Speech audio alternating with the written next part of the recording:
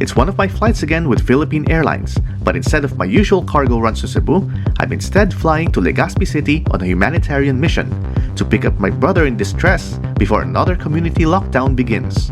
It's another same-day return flight and again board the Q400 aircraft. Keep it here on AIRLINE Travel and Airports.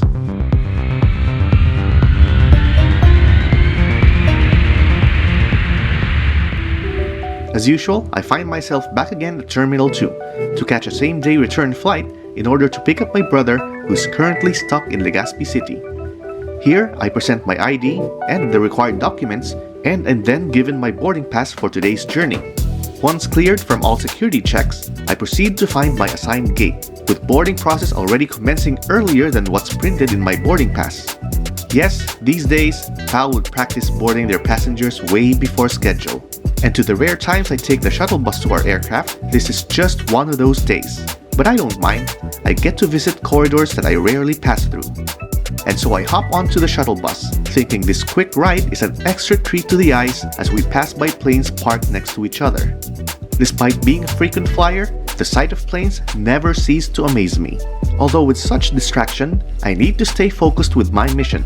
But just before I got to my composure, the sight of our Q400 aircraft appears. Before the pandemic, you'd rarely see PAL's Q400 within the vicinity of Terminal 2, and I find it remarkable to be flying aboard this plane today out of the country's premier airport. This is simply one of those unusual times.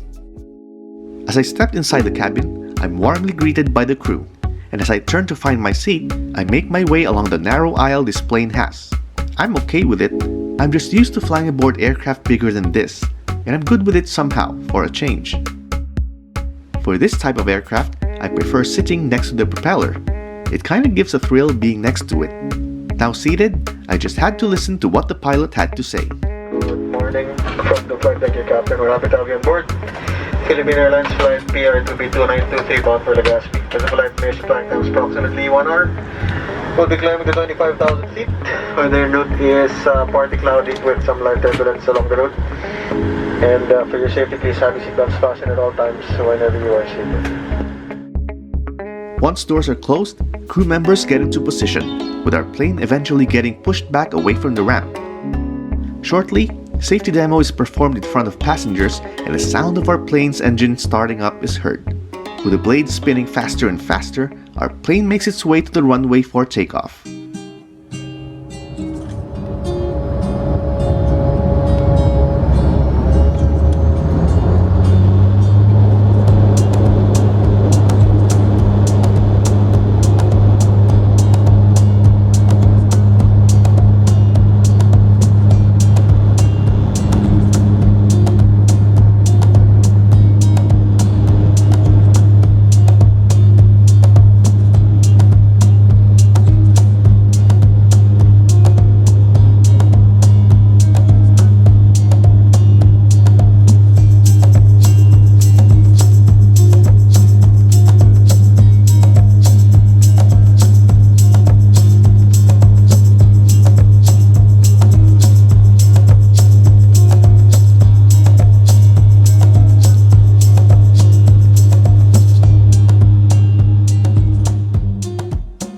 Takeoff was quick, and we were airborne before we knew it, and it didn't take long for snacks to be handed around the cabin. Like in other domestic flights in coach, PAL serves the usual bottled water and pack of dried peas. Yes, it's that stuff you usually see in many of my blogs. The question is, do I eat them? Nope, I simply save them and give it away to friends when I arrive back from my trip. So what else is there to do in this 45-minute flight? With no magazines and no plans to sleep, I can only watch the propeller from time to time and the magnificent islands below until seatbelt signs turned on, signifying the start of our descent to Legazpi City Airport.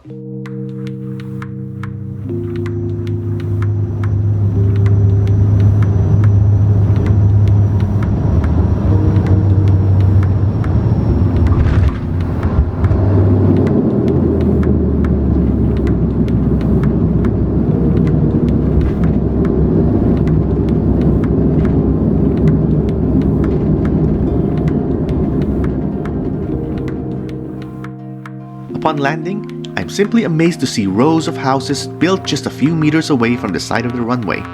Lucky for them, they get to do plane spotting every day. Now it didn't take that long for a plane to reach the ramp. It's not a big airport, and other than not having an ILS system and being close to Bayon volcano, flights here sometimes get cancelled, either because of inclement weather or dangers posed by ashfall during volcanic eruptions. Now I heard that this airport will soon be replaced by the new Bicol International Airport once it's open. Anyhow, I need to move up front real quick, as I need to deplane and run towards departures to meet my brother and to get our boarding passes for our return flight. Soon as I'm good to go, I immediately disembark, informing airport personnel that I meet along the way that I'll be taking the same plane back to Manila in a few minutes. Now I just gotta be quick, as turnaround time for a small aircraft like this is usually short, and I'm not familiar with this airport. Before getting to arrivals, we're required to wash our hands, and upon entering, our temperature is checked before reaching baggage claim. Okay, hold on. I didn't check any bags as I'm only here to get my brother. So off I go to exit arrivals, but not before I pass through this airport's triage area, where I also asked for directions on where to go next, as if I'd get lost in this small airport. Now people have been asking where in Legazpi City I'm heading, and to their surprise, I told them that I'm only staying here for a couple of minutes to pick up a family member, and that I'm taking the same flight back to Manila. It's that quick that I couldn't even use the bathroom here. Once at departures, I meet up with my bro, where we proceed to the counters to do our check-in. Now what I find here in Legazpi Airport is another surprise. Off-duty PAL crew member and friend Cathy Guerrero happens to be taking the same flight with us to Manila to position herself the next day for a flight to New York after spending time in her hometown here in Legazpi. And before we forget, my bro and I still needed to check in for the flight, only to discover that we were the last passengers to do so. Once we got our boarding passes, we quickly walked towards the gate, passing by security check and finally making it into a waiting area filled with other travelers. It's there where I got relief that boarding hasn't started and there was still some time to savor the view of our plane before inevitably being called for the flight. I'm sure by now you know how it goes. You hand in your boarding pass and ID, part of your boarding pass is torn and taken, and they let you proceed. Now back to seeing the marvelous sight of our Q400 aircraft.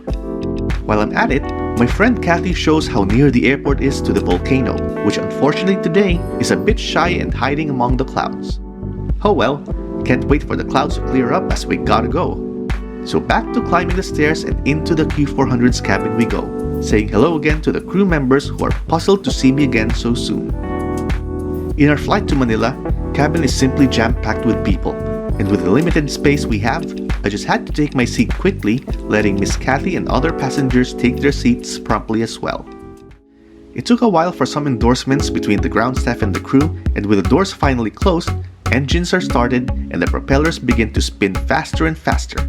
Safety demo is again performed for new passengers, with our plane making its way to the runway. Asked if my bro is scared sitting next to the propellers, he says no. From then, I sit back knowing that we'll be good the entire flight.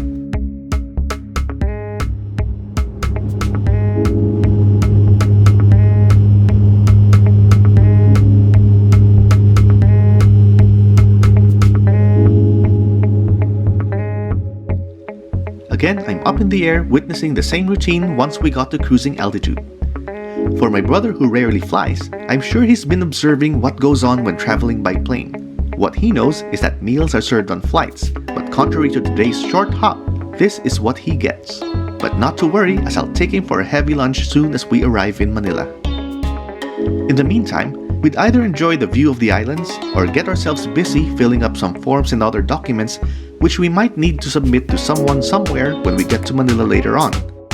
Next thing we notice is that crew members are preparing the cabin as we've started to descend. It's a short flight, and we're soon landing in Manila.